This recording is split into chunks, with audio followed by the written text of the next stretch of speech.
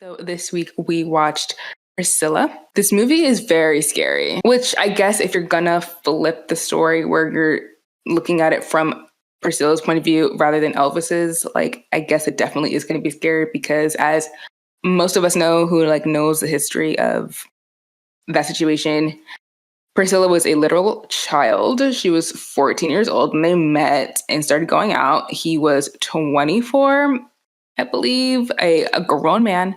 Like at first you're like, okay, the child bride thing is gross and like very scary. Like the more the movie goes on, you realize like, oh, the age difference was just like one of the things out of the million of other things that were just utterly disturbing. Like I was very uncomfortable throughout the entire movie. Like just I felt like I was holding my breath the entire time because I was just like, oh, this is so gross and uncomfortable. And please get out of this house. Please leave. Like, it really is like watching a horror movie when somebody's about to get killed and you're like shouting at the screen, like, what are you doing? Like, you're about to get murdered. And that is kind of how I felt watching this. I will say the performances of Kaylee and Jacob Laurie were wonderful. Of course, Kaylee, her portrayal of Priscilla as Priscilla's evolving from a young girl into a woman and finding her own voice and identity. Wonderful. And I think it was aided by the fact that not only is this based on a memoir from Priscilla, it was also aided in the fact that Priscilla was also there as an executive producer. And here's the thing we have to realize with celebrities and historical figures, they're regular people too. We don't know their skeletons or their demons or issues they're dealing with. And that's also why I kind of find Jacob's portrayal of Elvis probably a bit more realistic than Austin Butler's one, particularly when you're dealing with an actual family member who actually knew Elvis at that time. And as far as Sofia Coppola, like I said, this is like a beautiful picture. Like the wardrobe, the hair and makeup, like Haley's wardrobe and makeup was like perfect and spot on. Like they had her looking really, really, really nice in this movie. But Sophia is her specialty. Somebody said she makes a lot of trapped princess movies, and they're trying to do it as a knock. I don't see it as a knock. There are plenty of directors who stick within their wheelhouse.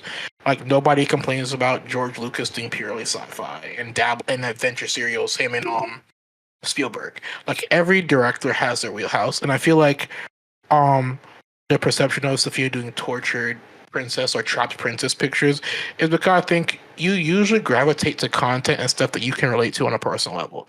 And I think that's why she excels at this project. Because remember, she's a daughter of one of the most famous film directors of all time, even though she's like one of the best filmmakers in her own right.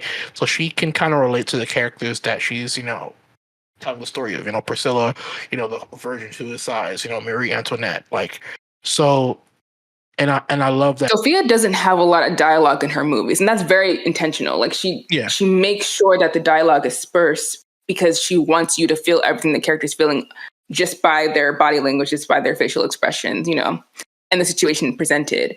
And I feel like there's definitely a space for that. And I actually like that in certain points. I actually like that in this movie too. Because the situation is so crazy that like you don't even need a lot to explain why it's so unsettling. Most of the scenes kind of took place at Elvis's house. Like you were in his house the majority of the time, you were in his bedroom the majority of the time. And so you got to an oddly close look at these people in a way that I don't know Sophia has ever done that before. Like, I don't know if we've ever been this close to the characters. It's really cool because I feel like I really got to know these people. And again, it's from Priscilla's perspective. Like, obviously, we're not going to know everything. But like you were saying, this felt much more like an accurate portrayal of like how Elvis probably was in real life. I mean, is Jacob kind of just doing Nate Jacobs, but like in Elvis voice? I don't know. Probably, but yeah. But I will say that Miss Kaylee ate down. Like her performance was fantastic. Through the course of this movie, you see him trying to find, like, he is aware he has an anger problem. He's aware that he is also a very much a philanderer or a cheater. But you also see him wrestling with the issues of his father controlling his career, and also he's also wrestling with he's trying to find something. Like he's reading the Bible, even though he's using it to also pick up chicks. Then when the book burning happens, he's doing meditative stuff. He's doing like Aaron Rodgers and doing ayahuasca and shit. He's reading yoga. He's looking for something to fill something he does not have. So he's like he's not 100%, but he's very much also a sympathetic villain. I was kind of mad at her parents. I feel like they didn't do enough to protect her from being in that situation. I mean, yeah, sure, your kid is going to be like, I'm going to run away. The way that they try to explain it, which I guess is practically what happened, I'm sure that's what happened in real life, is that like she would go to his house, but there were like adults who the dad knew from the army who was like, no, she'll be chaperoned all night. But as soon as they rolled up to the house, the chaperones left and like they were left to their own devices. So like she wasn't being chaperoned or looked after.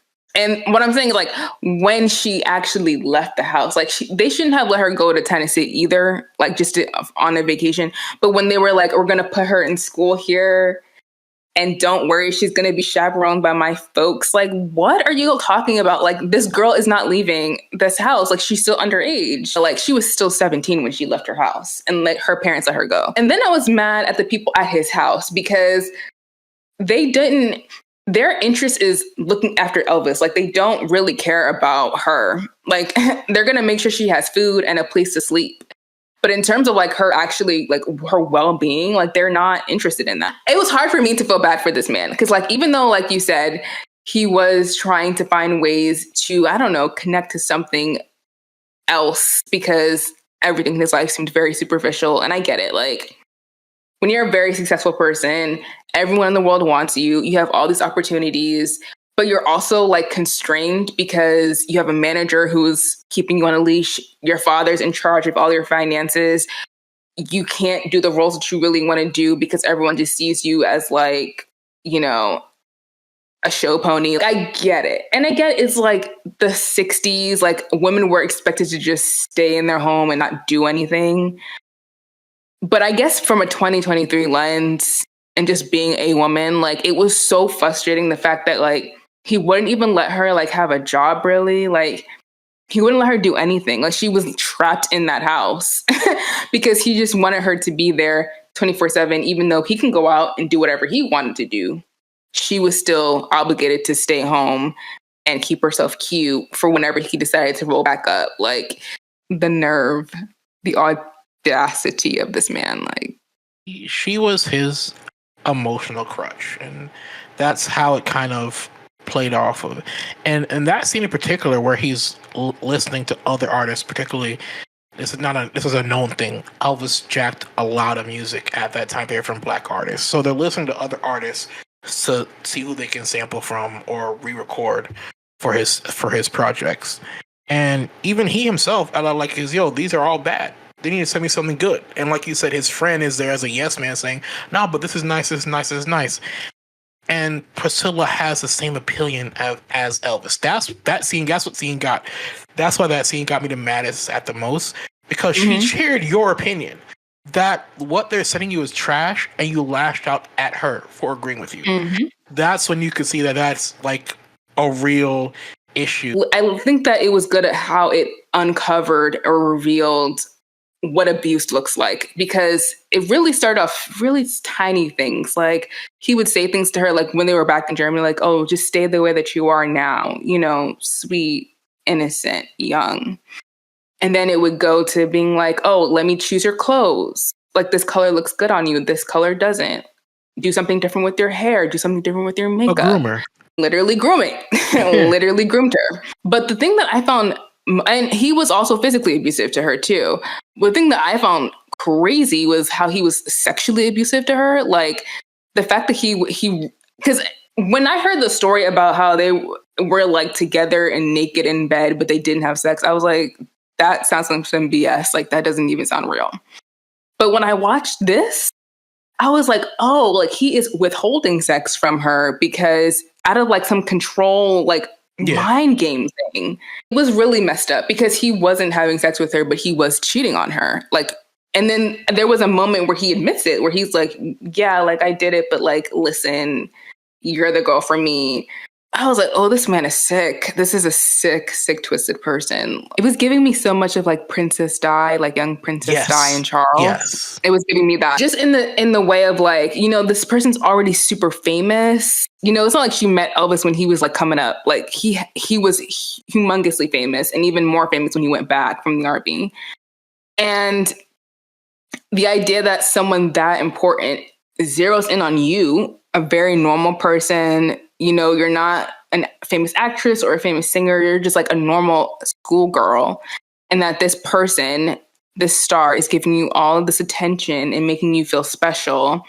Who isn't going to fall for that, especially when you're 14 years old? I mean, he was giving her drugs, what? Just madness, man. Just absolute madness. In this movie, like you said before, we don't see that of her in her bedroom. We see Elvis's bedroom, and I think that that adds in a layer to the fact that she's trapped. Because usually in Sofia's movies, when you showcase these women's bedrooms, it's their personal sanctuary. It's where they're able to showcase their identity. But in this case, all we see is Elvis. The house is Elvis. We see Elvis buy her a car. We don't ever see her driving it. We see her driving a different car, and she's constantly in Elvis's bedroom. There's nothing in there that showcases anything of her, which once again speaks to the fact that at the time, as a 14-year-old child, Priscilla really had no self or identity developed at that time. One thing that I wasn't a huge fan of was the fact that the movie ends right after their divorce. Because, I don't know, you spend so much time with her in relation to him. And I don't know, I kind of want what happens after that. Like, what does she go on to do? Like, what is her life post Elvis? Because she still has one. Yeah. Right? So, like, I was hoping that the movie would lean into that a little bit more because we already kind of know about the relationship. And I kind of wanted to see like, okay, so how does someone who is trapped in this life for so many years, once they get liberated from that, what does their life look like afterwards? And we didn't get that. And I thought that was a little weird because I just felt like, who is she now? Now that she's found her identity, like what does that Priscilla look like? And we don't actually know. Like, I hope she's okay now because she's been going through a lot for the last couple of years. It looks like she's doing well, but yeah. Did you like that clip? Well, you can listen to the entire podcast because the 16mm Film Crew podcast is available on all major podcast platforms.